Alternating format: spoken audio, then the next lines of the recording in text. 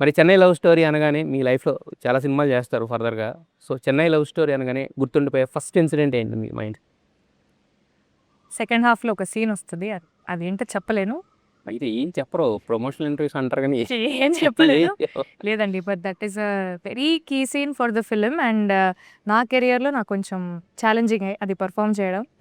So, అలాంటివి perform చేయగలనా లేదా అని ఒక డౌట్ ఉండింది ఇంతకుముందు. But felt very happy performing that scene. And Steven Vick కూడా చాలా బ్యూటిఫుల్ లవ్ మొమెంట్స్ కొన్ని ఉంటాయి. ఓకే. అంటే లవ్ అంటే మనకు ఒక స్టీరియోటిపికల్ డెఫినేషన్ ఉంటుంది. లవ్ అంటే ఇది, రొమాన్స్ అంటే ఇదని. దానికి భిన్నంగా లవ్ అంటే ఇలా కూడా ఉండొచ్చా అని ఎక్స్ప్లెయిన్ చేసే కొన్ని సీన్స్ ఉంటాయి. నాకు అవి చాలా సర్ప్రైజింగ్ అనిపించాయి. So I'm waiting for all these things. Yes. ఏమన్నా ఫన్నీ మూమెంట్ అంటే ఏం చెప్తారు 'చెన్నై లవ్ స్టోరీకి' సంబంధించి? రోజు ఫన్నే అండి వీళ్ళంతా నన్ను. నేను కాఫీలు బాగా పెడతాను అనమాట సెట్కి. అక్కడ కూడా పెట్టారు ఇంకా సెట్‌లో. సెట్లో 9 కాఫీలు పెట్టా ఒక రోజు నేనే ఎవ్రీడే కాఫీ పెడతాను. కాఫీ ఖర్చు కూడా లేదా?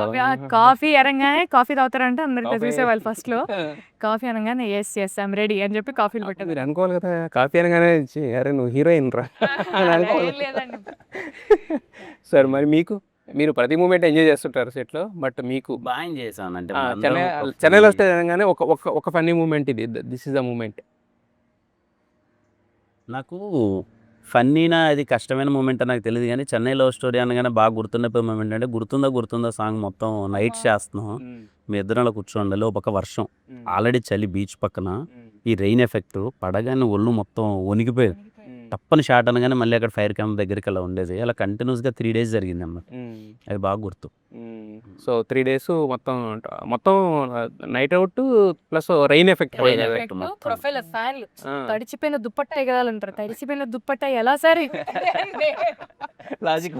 తడిచిపోయిన దుప్పట్టా ఎలా అంటే అంత అది ఎగరాలంటే అంత గాలి కావాలి. ఫ్యాన్ పడిపోయాం లైక్ ఓకే. సో మొత్తానికి అంటే అంతంత కష్టపడతారు కాబట్టి నెక్స్ట్ వచ్చే సినిమాలు కూడా అంతంత రిజల్ట్. ఎంటైర్ షూటింగ్ ప్రాసెస్ అంత ఈజీగా ఏం అవ్వలేదు. Very complicated scenes. అంటే అదే అంటున్నాను. ఇప్పుడు నాకు తెలిసి వర్షం అయితే వర్షంలో తడుస్తున్నాం, లేదా గాలి కొట్టుకుపోతున్నాం. ఒకరోజు పురుగుల వల్ల కూడా షూట్ ఆగిందండి. పురుగుల వల్ల ఎండనక వాననక ఇలా గాలి అనక ఉంది. కొన్నిసారి అక్కడ పురుగుల వల్ల కూడా అంటే పురుగులన్నీ బాగా ఎక్కువ వచ్చేసి లైట్స్ దగ్గర రాగానే ఏం చేయలేక లైట్లన్నీ ఆపేసుకొని కూర్చోవాలి. పురుగులన్నీ వెళ్ళిపోయాక మళ్ళీ స్టార్ట్ చేయాలి అలా. So different problems. మామూలు మేకింగ్ ఎలా ఉంటుంది అంటే అది వెనకాల ఇది కూడా బట్టలు ఆరేసి ఉంటుంది. అది కూడా మూమెంటంలోనే ఎగరాలి. అలా ఎగిరేంత వరకు ఆ షాట్ వెయిట్ చేస్తూ ఉంటాం. బట్టలు ఎగరే థియేటర్లో చూసే వాళ్ళకి ఏమన్నా ఏంద్రా ఇద్దరే ఉన్నారు కదా వెనకాల అంతా ఈజీగా తీసేశారంటే లేదు. వెనకాల ఎగిరే దుప్పటి కానీ అడబడే చిన్న కానీ ప్రతి ఒక్కటి ప్లాన్డ్ కదా. ఆ బట్టలు కూడా చెన్నై లవ్ స్టోరీ ప్రతి ఒక్క షాట్కి అంబియన్స్ సెట్ చేయడం, మూడ్ సెట్ చేయడానికి చాలా టైం పట్టేది. అంటే పొయిటిక్గా అంటే ప్రతిదీ పొయిటిక్గానే ఉంటుందా? అక్కడ నరేటివ్ పొయిటిక్గా ఉన్న నా ఫీలింగ్ ఏంటి అని అంటే మొహాలు ఉన్నంత వరకు అది మాసే చిన్న బ్యూటీ సార్. అంటే all this will just enhance the scene అంతే. చిన్న అండ్ నరేట్ డైలాగ్స్ చాలా వెరీ మాసీగా ఉంటాయి. కుర్రాలు గోల పెట్టేస్తారు. వెరీ మాసీగా ఉంటాయి. ఉంటాయి. బట్ ఇప్పుడు వరకు వచ్చిందంతా కూడా ఒక క్లాసిక్ అన్నట్టు డిఫైన్ చేసుకుంటూ వచ్చాయి థియేటర్లో అన్ని హాల్లోనే. సరే ఖచ్చితంగా అన్ని హాల్లోనే.